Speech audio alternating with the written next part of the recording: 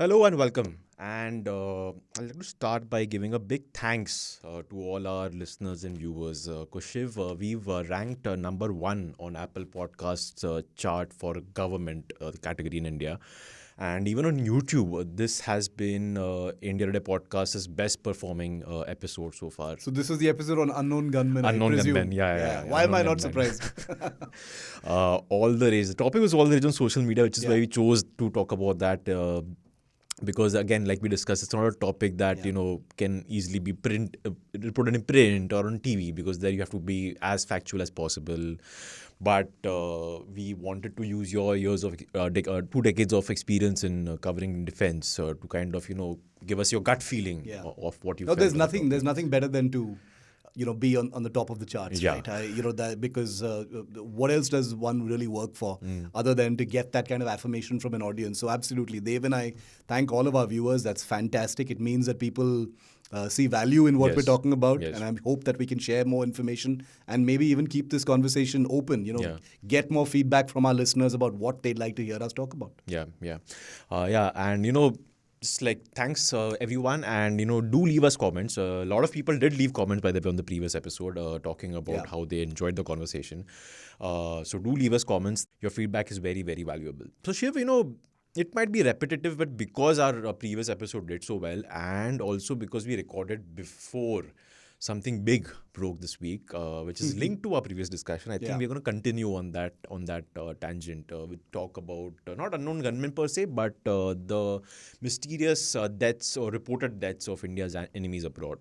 The story I'm talking about that broke this week is the reported death of Dawood Ibrahim. Don't need to obviously introduce the guy. Everyone knows his name, especially if people like me who from Bombay just grew up around all this folklore around the underworld and Dawood, the D gang, etc., etc., etc. Sources have confirmed to India TV that that has not happened. There were some reports that said he's been hospitalized after being poisoned. Some said he has, died. Some said he's just been hospitalized. But sources have confirmed, top-level sources have confirmed to India TV that that has not happened. Regardless, once again, a juicy topic for social media to just rumor monger, just like, like you said very nicely last episode, nudge, nudge, wink, wink, India is at play again. Our boys are out there on the field, just getting getting the bad guys out of the way for India. Before I come to what you think about the Dawood episode, I'll just briefly talk about why I think even if India had to get Dawood in Pakistan, it would not be in a way like this, not in a nudge, wink, Yeah. quick way. Because unlike with some of the characters we discussed last time, low-level people, not all of them, some were obviously commanders in some of the terrorist organizations. Some like the Khalistani terrorists are very visible. But unlike those people, Dawood, I think, is somebody India would want to and seen to be want to getting legitimately Right. as far as possible. Either through an extradition. That will never happen because Pakistan refused to even acknowledge that he's on the soil. Just like India is lying and he's not in Karachi where he stays. So if not through that, then something like, let's say, the US raid on Osama bin Laden, where India can formally go on record and say, bhai, we did this because he was, I think, the most wanted terrorist, officially proscribed terrorist, not just by India, but also by the US. And we got him because he was our enemy. He was behind the Bombay blast that killed over 200 people. And he has been funding organizations like the Lashkar-e-Taiba, Jaish-e-Mohammed. Lashkar-e-Taiba, like we know, was involved in the 26/11 attacks. That's what I think, which is why I feel every time you come across a report or a rumor or a speculative theory that, he's dying, he's dead, or something like the poisoning angle. So, he's, by the way, died many times. In 2020, there was a report that he had COVID and he's died. In 2017, there was a report that he had a brain tumor and he's dying. In 2016, there was a report that he had gangrene and he's dying. Those were... He was also famously abducted once and Yes, disappeared. yes. Yeah. Those were natural causes if they were to be taken as the truth. Yeah. In this case, poisoning. So again, poisoning. Your thoughts on this? Well, first of all, Dawood Ibrahim left India and moved to Pakistan in the mid 80s. Yes. So it's been nearly 4 decades since he has ceased to be on Indian soil. We don't know if he's ever come back. I doubt he would have dared to do that. But Dawood Ibrahim, I'd like to start by saying that Dawood Ibrahim is less of a terrorist now and more of a kind of mythology. Yeah. He's become a kind of mythology as far as India is concerned. The bad news, of course, is, Dev, that he's still alive. I would love nothing better than for us to have an episode in the future where we're reporting the death of Dawood Ibrahim. Let me be brutally honest about that, because as the years pass, it only becomes more and more clear that this is one of India's most wanted terrorists, responsible for one of the worst terror attacks on our soil, who's been plainly out of reach, and even though he doesn't live very far away from India, right? That's point number one. Point number two is that Dawood Ibrahim is definitely alive. We don't know if he's well. He's not very old. He's about 67 years old, which is not that old. He's had some health complications which have been known to exist. But beyond that, like you said, he's been killed more times than Abu Bakr al-Baghdadi of the ISIS, who we know was killed approximately 3 times a year in the American press, and then we all know when the end finally came. So Dawood, I'm sure wherever he's sitting, he's been watching these exaggerated stories of his death. But let's be very clear. There are many different, like in our previous episode when we were talking about the levels of protection that terrorists enjoy in Pakistan. Dawood Ibrahim is gold class. He enjoys the gold class of protection, which is that he's not your stereotypical ragtag, cleric style terrorist. He's an Indian. He's from Maharashtra. He's a suited, booted guy. Clearly, someone who likes the big life. The glamorous life. Has successfully run a very, very big crime empire that involves terror financing, film financing, extortion, gun running, drug trafficking, and the rest of it. And there is no reason to believe that his business has in any way stopped, because he's still functioning. Chota Shakil still operates. Tiger Memon, as India Today, we just got a new photograph of him. So all of these guys are still active, right? So the D company still exists. I mean, we can argue endlessly about whether it has been brought to its knees, whether it's smaller than before. But the simple fact of the matter is, India's most wanted terrorist lives in Karachi. That's beyond debate. Whether he lives in the Clifton area, which is basically like the Lutyens' Delhi of Karachi, or not, we don't know for sure. But there's reason to believe that he operates basically between Pakistan and the United Arab Emirates. Hussain Zaidi has written extensively about this in those wonderful books as well. Dave, one of the things I think I want to say right at the start for our listeners, and I think this is important as we consume this story about Dawood Ibrahim, is that he's become symbolic of just what a diseased system we have here in India. Because ever since he left, first of all, how was he allowed to leave? Secondly, have there been attempts on his life after he left? Third, how is it that a man sitting in Pakistan has been so completely out of reach of India for nearly 40 years, for 4 decades, a person who killed 250 of your citizens on your soil in your biggest financial city? How is it possible? So, this has been extensively documented, but I think very broadly speaking, what Dawood Ibrahim in my mind represents is that it is a reminder of how much corruption there has been in the Indian, criminal justice system, law and order system, how compromised certain sections, and I don't mean all of our forces, but sections of the Mumbai police, sections of the intelligence bureau, sections of our external intelligence, sections of our other security apparatus. This is a terrorist who has managed to, have assets in all of these places, who've been useful to him, who've tipped him off, kept him briefed about India's intentions as far as he's concerned. I remember, Union Minister R.K. Singh had famously talked about how the Vajpayee government had a covert operation to kill Dawood Ibrahim, and at the last minute it was compromised because of some rogue We'll definitely talk about police officers in it's been dramatized, it's been put into movies and stuff as well. But that's just one small example of the kind of guy he is. And remember that Dawood Ibrahim, whose existence is denied by Pakistan, even though he lives a life of great protection, he's elusive. There are no real photographs of the guy, etc., etc. But it's not like he's been living in some hole. His daughter married Javed Miandar's son. His another daughter married a big businessman in the UK. A third married some guy, some big shot in the United States. So this is a man who has managed to stay elusive, from a country that as powerful as India, a country that is, no tin pot nation. And yet lived the high life. He's maintained that lifestyle. In everyone's mind, that picture of Dawood is him in that striped T-shirt, which, by the way, is an India Today photograph, an India Today video by a guy called Bhavan Singh in Sharjah. And, after that, he just becomes like a wisp in the air. Nobody sees him again.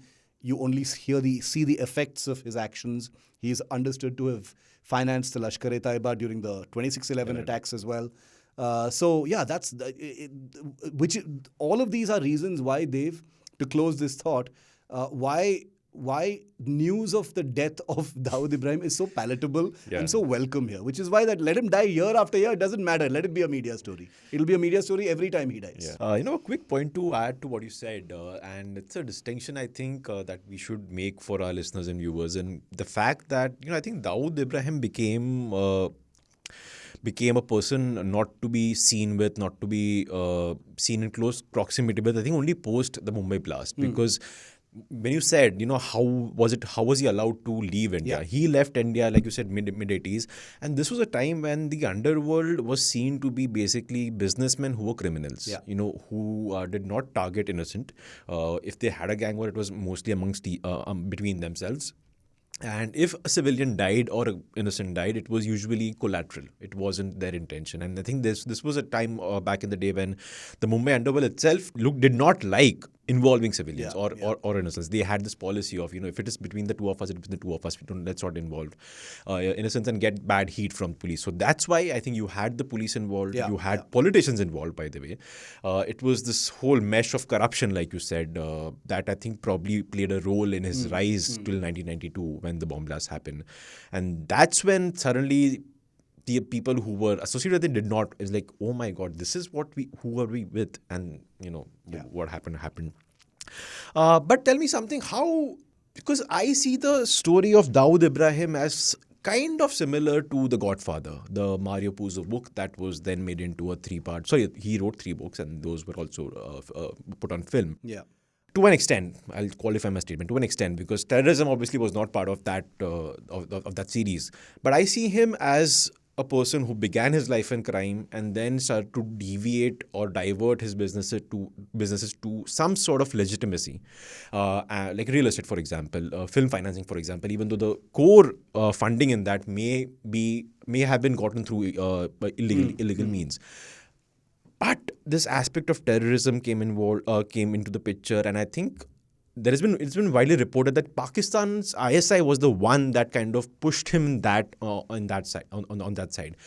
My question to you, based on your chats with people in the defense establishment, is how serious of a threat is he to India's national security as of today? Okay, so he's definitely a threat. The straight black and white answer is that the reason why he's a threat is because he's a terror financier, right? He doesn't have a terror outfit of his own, but the D company, we know very well, not just from Indian evidence but also from American evidence, that the D company has a lucrative enough business empire where much of their funding goes into terror financing. And, it was the United States that shared information about the D company's financing of the Lashkar-e-Taiba for the 26/11 attacks. This was reported at that time, I remember, also by India Today. Now, insofar as him being a threat to India is that, in Pakistan, where money is in short supply right now, anyone with a lucrative business operation that's in the business of crime and gun running and drug trafficking is very, very valuable. I imagine that the D company's value amidst this current economic crisis in Pakistan has probably gone up many, many levels. Because let's remember that Dawood Ibrahim and the D company function in a space which is effectively recession-proof, right? Drugs are never going to go out of style. Drug running between Afghanistan and the rest of the world is never going to go out of fashion. Gun running in this atmosphere and this world is never going to be hit by recession. Extortion, obviously, nobody's ever going to say, oh, I don't have enough money, let's stop extortion. Film financing will continue. Real estate is largely recession-proof, and there is reason to believe that about 40% of Dawood Ibrahim's income, the crime empire's income, actually comes from India or India-related activity, which is huge, right? So his value to Pakistan is massive. And his danger to India is definitely there. I'm not going to play it down and say, oh, he's a nobody now, we're too strong. There's no such thing. In the grey areas of, terror financing and the kind of space where the ISI operates, the enemy is usually invisible. So if you have, a practically endless source of funds, bankrolling these terror outfits which are actually struggling at this point of time because of the economic crisis in Pakistan, that's a real threat to India. But I also wanted to talk about how Dawood Ibrahim may be valuable to Pakistan, and you made a reference to The Godfather. Whether it is cinema, whether it is books, there has always been an attempt to kind of humanize gangsters, add a layer of emotion and motive and humanity to gangsters, and nobody did that better than Mario Puzo in The Godfather, right? These were ruthless, absolutely ruthless, soulless people in large part, but you end up loving those characters. There may have been some part of Dawood Ibrahim's life where The Godfather may have been applicable to him.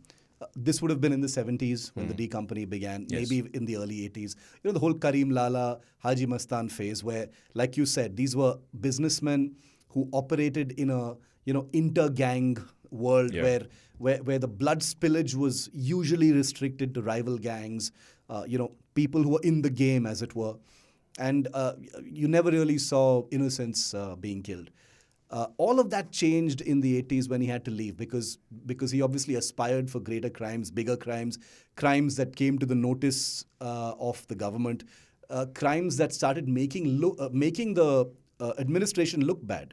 Suddenly there was so much crime that the administration said, or at least parts of the administration, I should say, said, we can't let you continue like this because you're making us look bad and we'll lose the next election because law and order is going to become an issue. That's when he had to leave India, go abroad to Pakistan and Dubai, etc.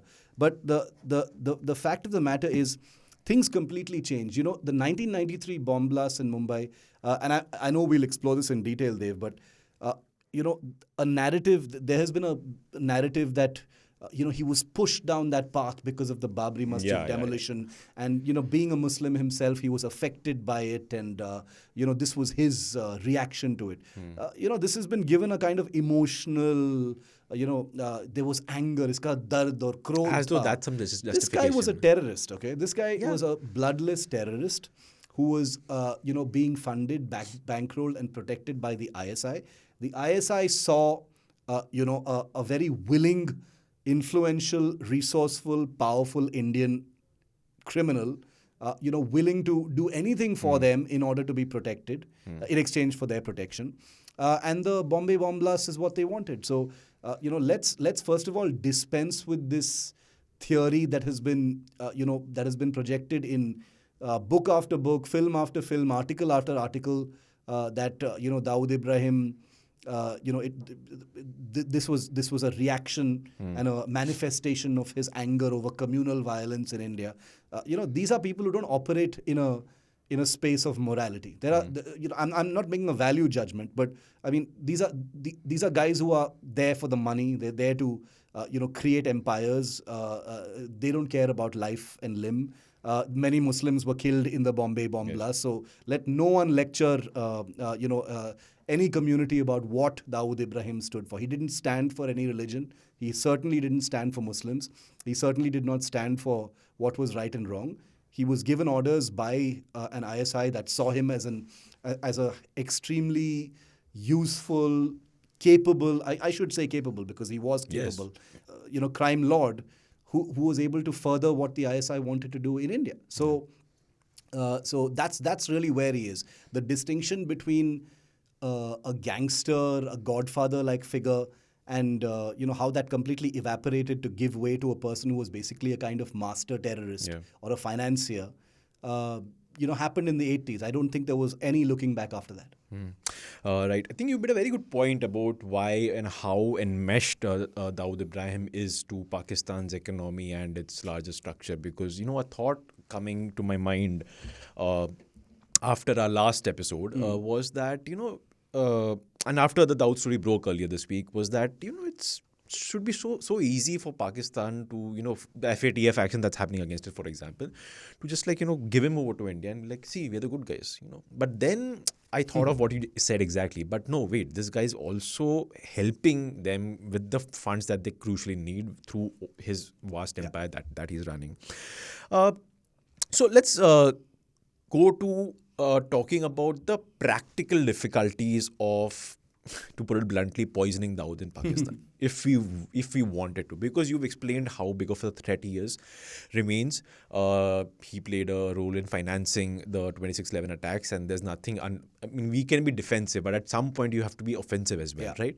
You don't want to risk, or you don't want to be defending every attempt for a bunch of 10 guys to sail towards your financial capital and bomb the place and just shoot people left, right, and center. You'd want to ensure that sort of planning never even takes shape by hitting at the resources. Let's talk about the practical challenges faced by Indian agencies, whether they are the intelligences, RAW or IB, or whether it's CBI for all that matter. Because CBI is the police arm that represents India at the global level.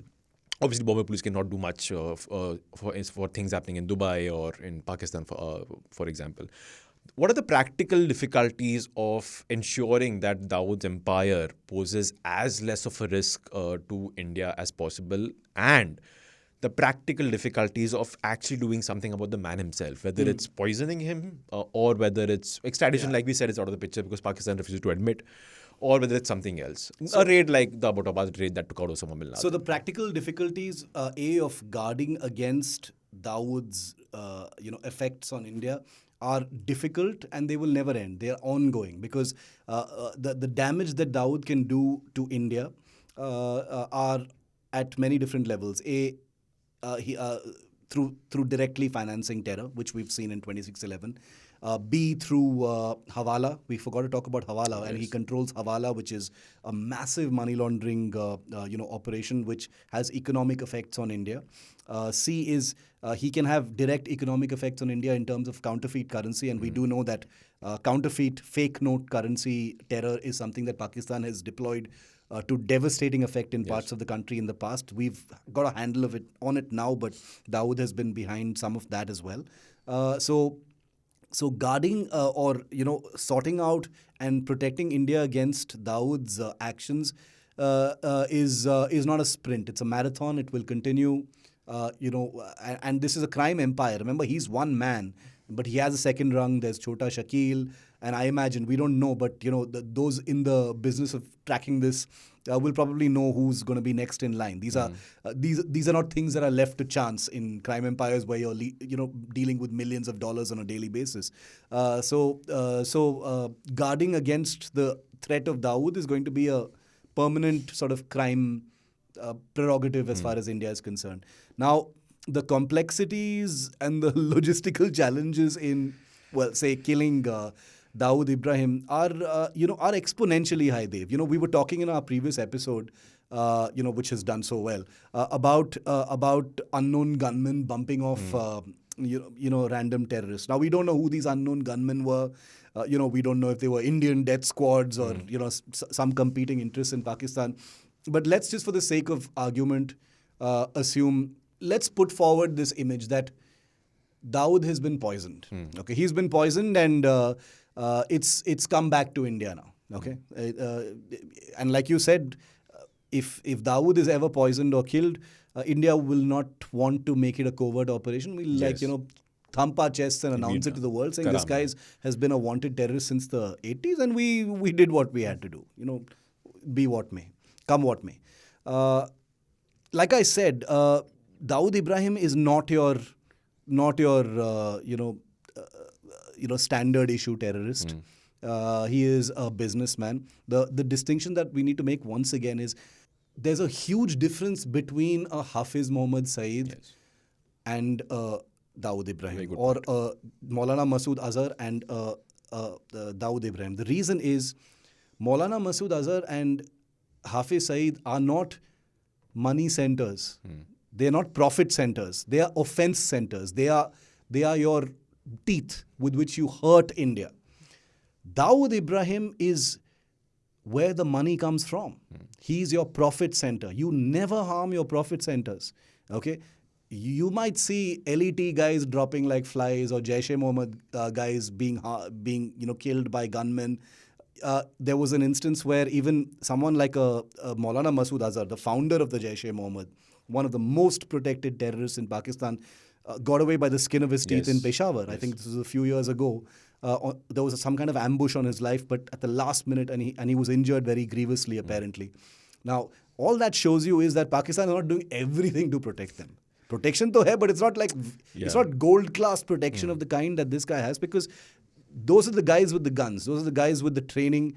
When orders are given, they will go out and execute your, whatever your terror diktat is. Dawood Ibrahim is the guy with the money, and this requires we should be repeating this over and over again, because money in the context of Pakistan, takes on a very different color in a country which is at this point, and I'm talking about the context now, where it is literally on the threshold of civil war as a result of the economic collapse, where Pakistan sees its the political implosion between the current government and Imran Khan, riots on the streets for basic items like atta and ghee and stuff like that. That is a threat to Pakistan's stability internally, and it completely endangers Pakistan's strategic programs, which are basically aimed at harming India, Kashmir, etc., etc. So in that scheme of things, apart from the ISI and the Pakistani deep state, a person like Dawood Ibrahim, who has this sort of fountain of cash, this unending pipeline of funds, which will never be under threat of drying up, is a man you protect with everything you've got. Everything you've got. Clifton, we say, acha ye Clifton mein rehta hai. That must be just one layer of it. I cannot imagine what kind of protection a person like Dawood Ibrahim must have. I haven't gone into those details, but I imagine it is beyond military level security, because his death would mean the compromising of an entire chain of command, an entire system within Pakistan. So the death of a Dawood Ibrahim would mean not just the death of one individual, but the death of an entire chain of command, which has been very meticulously and carefully constructed and nurtured over 40 years. 40 years. So Pakistan's not going to let anything happen to him. Thing. But theoretically, since you asked, what would it take to poison someone like a Dawood Ibrahim? Well, for starters, at any level, since there will be multiple layers of security, you'd have to be able to infiltrate or have a mole or have an asset or a double agent in practically every layer leading up to his bedroom or his someone in his family. Exactly. The people around Dawood Ibrahim, we understand, are his wife and maybe some very, very close people. So assuming you've been able to turn people to your side across, say, 5 or 6 different layers, from the outskirts of Karachi all the way till his actual home in Clifton, you'd basically need to finally have a family member who's willing to do that for you. Now, can you do that? Who knows? We have phone intercepts of him where he's talking about the price of Louis Vuitton bags and shoes and clearly a man who still feeds his desire to live the high life and the luxury life and stuff. But how do you get to him? It would be really difficult. Obviously, in theory, everything is possible. It's possible, yeah. But these are people who've got layers of security that have redundancies. They change those layers frequently. They've got a very small inner coterie where, like since you mentioned The Godfather, these are people whose families would be at risk if they betrayed their master. Yeah. So would you betray someone at the pain of losing your family? All these very terrible interlinkages that we would find unpalatable in the civilian world, but are probably completely par for the course in Dawood's world would definitely apply. For example, I think it was in the Godfather series, they had something called the Boccaccio hostages. I may be getting the pronunciation wrong, where if two families were meeting and person who went to meet one family was taking the risk and going there, someone called the Boccaccio family would send a hostage to that other family, and that hostage would be released only after they had the one finished family the finished the meeting and got back safely. And if they didn't, then the Boccaccio family would spend its entire life hunting down that family. So these are normal things in the gang world. I mean, I'm sure there's a romanticization of this. That's Sicilian, this is Pakistan, they're different. But this kind of very bloodless, soulless, terrible way of conducting business is probably the reality. Yeah. I think you very nicely illustrated what we spoke about last time about just the sheer complexities of conducting a covert operation abroad. Because, it's one thing for social media and for people just to say, India ke log kar rahe hain. Ghar mein ghus ke mara. But it's not as simple as just, going to another country. It's in a foreign land, foreign conditions, and you don't know who's going to turn against you. And doing something like this, even within India, would be quite difficult, by the way. So, it's a good point you made. Also, he operates from Dubai as well. Dubai as well, not just Pakistan. Exactly. So, right. We'll talk more about this, but after a quick break. So, how do you see this dichotomy, and do you think it is a risky approach? Because your electorate and even so many people in the Indian media space also, they are not being fed the right information about why Canada and now the US are leveling such serious allegations against Indian nationals. And on the other hand, there's also the case of the 8 former Indian naval officers who have been accused of espionage by Qatar and whose conviction is now on appeal. The Indian media only started talking about it, when a Qatari court gave them the death penalty. So there is an information loophole, and somewhere the government is not averse to the larger, narrative that Indian security agencies have been empowered to carry these out. So how do you see this? Well, in a way, if you see, India's credibility is taking a hit when it comes to these countries and how the world is viewing India's security establishment and what the security establishment is doing in various parts of the world. We have seen Canada, we have seen the United States of America, we've seen certain news items coming in from the UK as well when it comes to Khalistan. And then you've seen not just the 8 Indian ex-naval officers who also have charges of espionage against them. There was also a failed attempt to abduct Mehul Choksi and take him to Dominican Republic so that he can be from Antigua and Barbuda, and so that he can be repatriated to India.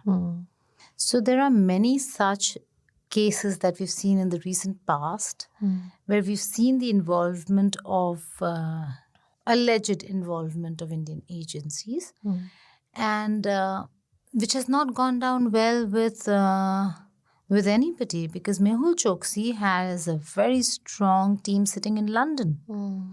Antigua and Barbuda, the laws of London courts apply.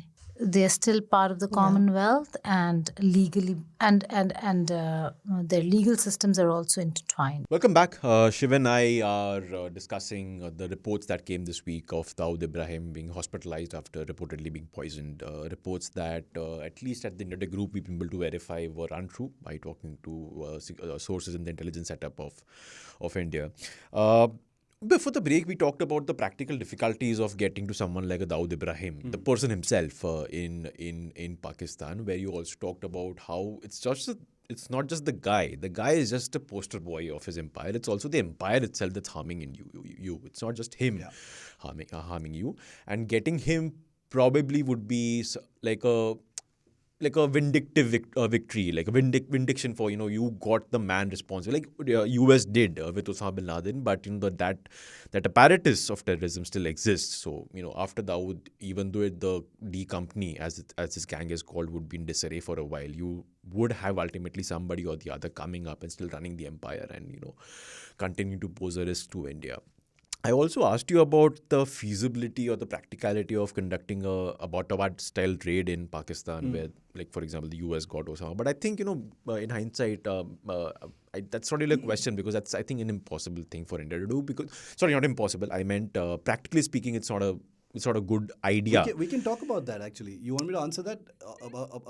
Can we do an Abbottabad style raid? Yeah, because that would be an outright war with Pakistan. I see. So the way I mean, see, look, there are a lot of differences between what happened in Abbottabad and what could possibly, be realistic as far as India is concerned. It's a good question in the sense that, look, Osama bin Laden and Dawood Ibrahim are both terrorists. Both have been responsible for mass casualty attacks in democratic countries. Both have been on most wanted lists for a very, very long time. Both have been protected by Pakistan. They have a great deal of similarity. Osama bin Laden, incidentally, was also a businessman. He was also a profit center, as a result of which he wasn't just a cleric, even though he dressed like one. So there are huge similarities between the two. Osama bin Laden, much larger empire, of course, but the similarities are quite a lot between Osama and Dawood. It might seem, Dev, that it's a silly comparison to make, because India, of course, can't fly into Karachi, of all places, and conduct a huge raid. The reasons for it are not just about the logistics. Also, remember that the Abbottabad raid, we like to think that Pakistan was caught off guard, but I happen to think that it's a little bit more complicated than that. Couldn't have happened entirely without Pakistan's, knowledge. There must have been some section of the Pakistani security establishment that was aware of it and actually sort of cleared it. Yes, movies like Zero Dark 30 and all of that will make it seem like Pakistan was completely in the dark, completely surprised, and it happened.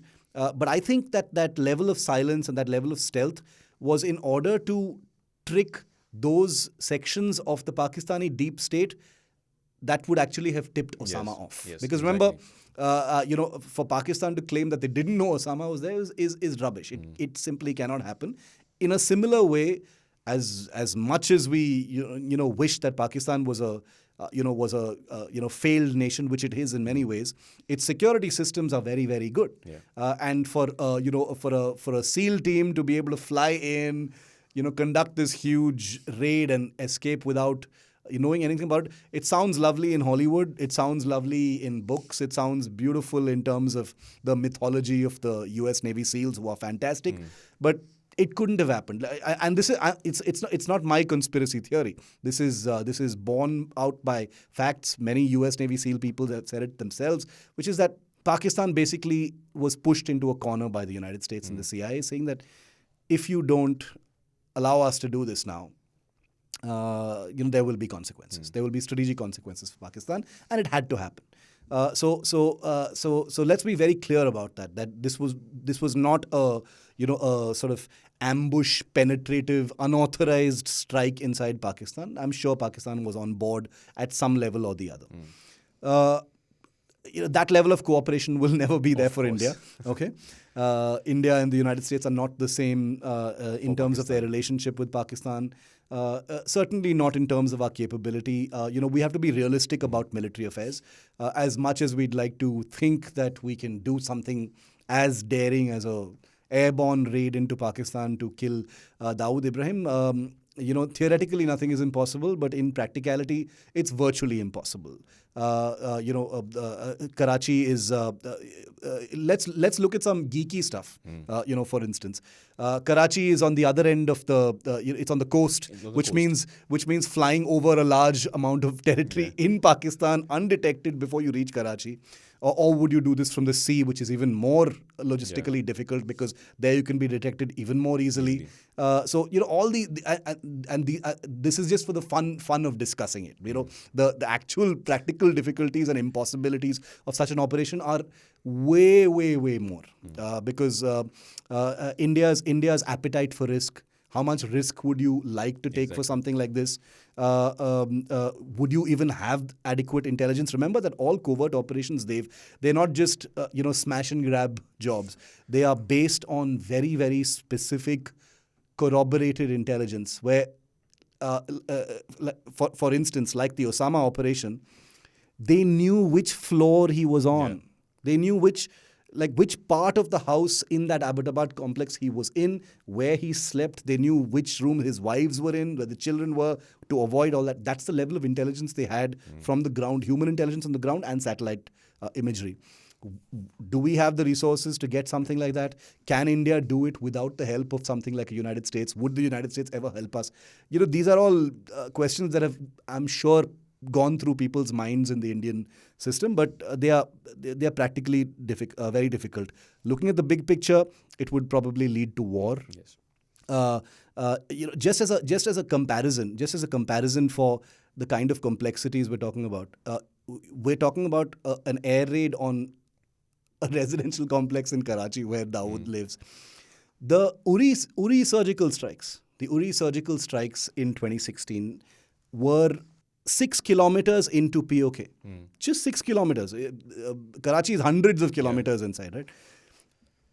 Terror launch pads 6 kilometers inside POK took a level of planning where the Indian army didn't lose anybody in that operation, right? The 4 para special forces, nobody was lost. But in every covert operation on enemy soil, a very clinical document is made. And I've seen this document, which basically talks about the minimum loss in human life you are willing to accept the minimum and still declare the mission successful. Okay? Which means that if I send 40 people in, okay, and 25 come back, which means I've lost 15 people. But if those 15 guys have completed their mission, officially in our books, it's still a successful operation. Yeah. Okay, that's in like very colloquial terms, it's like it's your death appetite. It's your risk appetite. This is what we are willing to accept. Okay, 25 guys die. I'm cool with it as long as they complete the operation. We lost nobody in that operation, but that's because of the level of intelligence that was available. In Balakot, conducted from the air, like we discussed in our last episode, the guy who provided that intelligence from the ground was the Jaish-e-Mohammed mole that the Indian intelligence guys had turned. So, I mean, the short answer after all this stuff is that the chances of it happening, the logistical challenges are too big to even speak of. Yeah.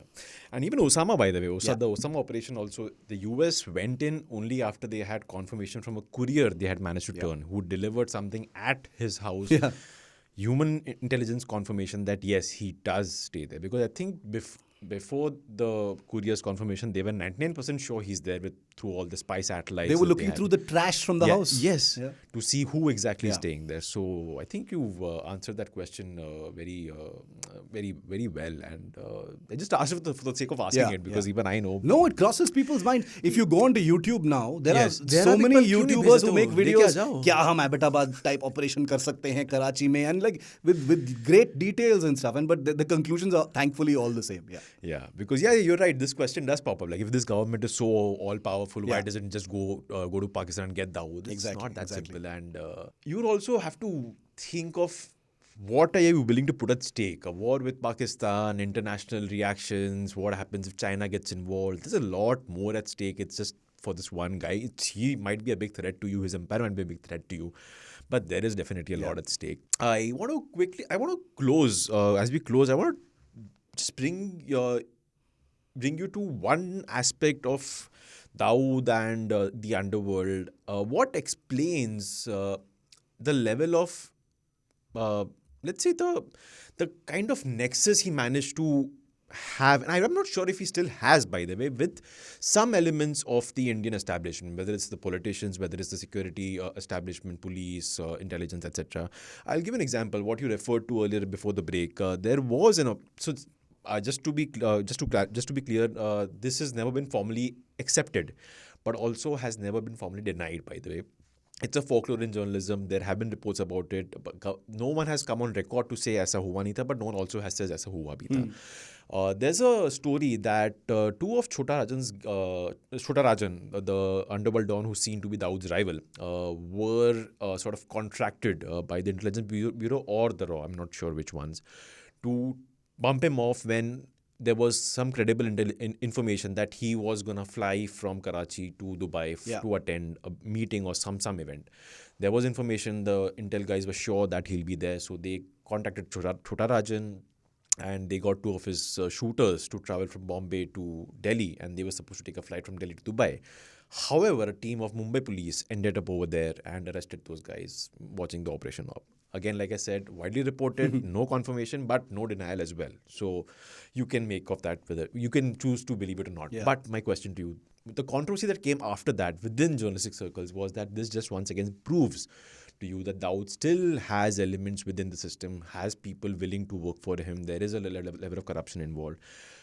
After the blot of 92, the fact that he's associated with 2611, do you, as somebody who's covered this field for so long, do you still think that level of interaction of Dawood's elements with the system exists? And if it does, can you fathom why? Because I really cannot. I don't know why anybody in the system would want to be associated with something like this. So the level of the level of penetration of Dawood in the Indian system definitely still exists. It hasn't been eradicated yet. And like I said, that is very clear from the fact that up to 40% of his business actually emanates or is indirectly linked to activities in India, whether real estate or Hawala. Now, you don't get to maintain that kind of an operation without having people on the inside, right? Now, not to be cynical about it, but the way this works is two things, Dave, and they're the two oldest things in the book: fear and money, right?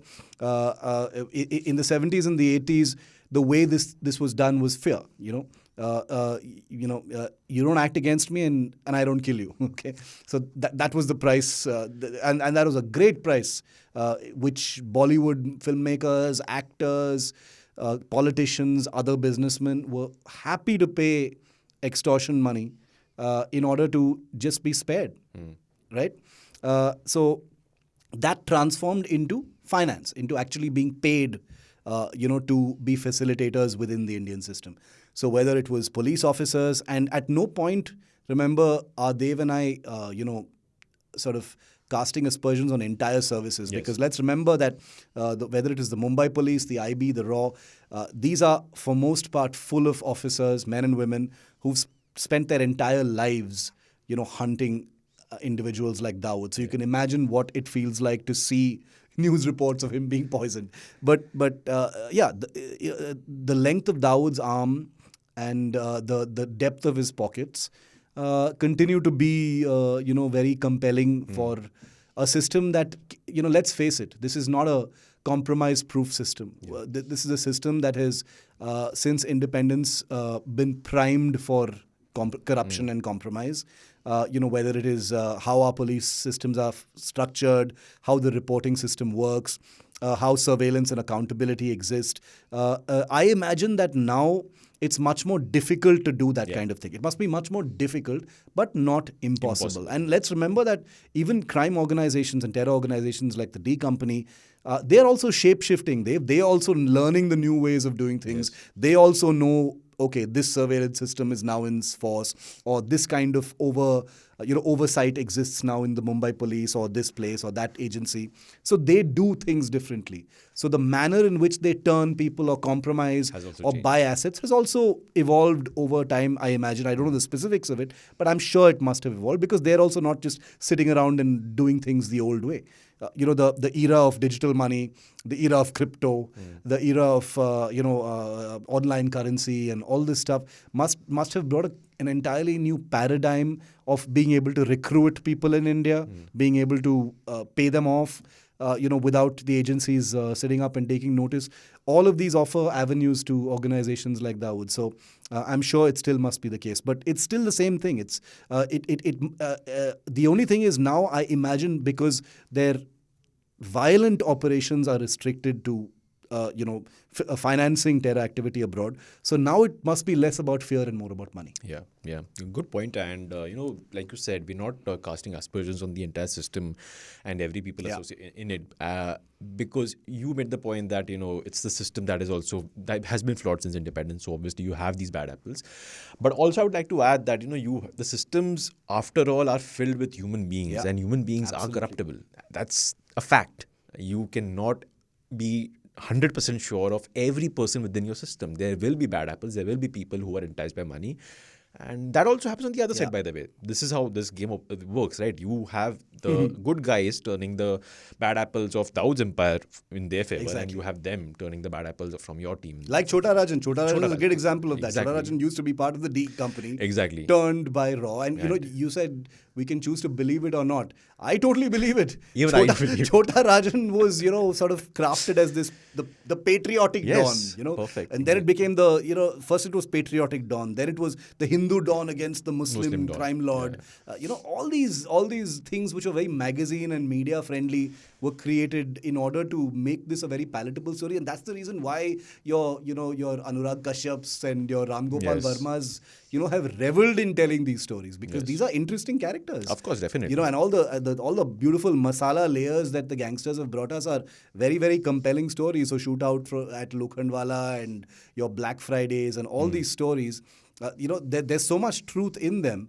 But I don't think anyone must lose sight of the fact that these were terrorists. Their reasons and their impulses, what was compelling them was money, fear, destruction, that kind of thing, nothing else. And this is exactly why we decided to talk about this on this episode, because it is compelling. And like you said at the beginning, that people have been talking about this online, like left, right, and center for the last 2-3 days. And we just thought that with your expertise, we'll be able to kind of dissect and get some practicality involved as well. And it's not as simple as just, ghus ke le liya, usko utha ke le aaya. Doesn't happen, by the way. Thanks, Shiv. Thanks a lot. Third episode in, and I think we're already doing great. So thanks also to our listeners and viewers. Thank you. Thanks, as always, to our lovely producer, Anna Priyadarshini. And once again, do leave us a feedback. Leave us a comment on YouTube if you're watching us on YouTube. If you're listening to us on Apple Podcasts or Spotify, you can drop a WhatsApp to us at 8588 966 996. That's it for this week's Defense Dose. For more, tune in next week. Till then, stay safe and not crossing boundaries with a passport. Bye-bye.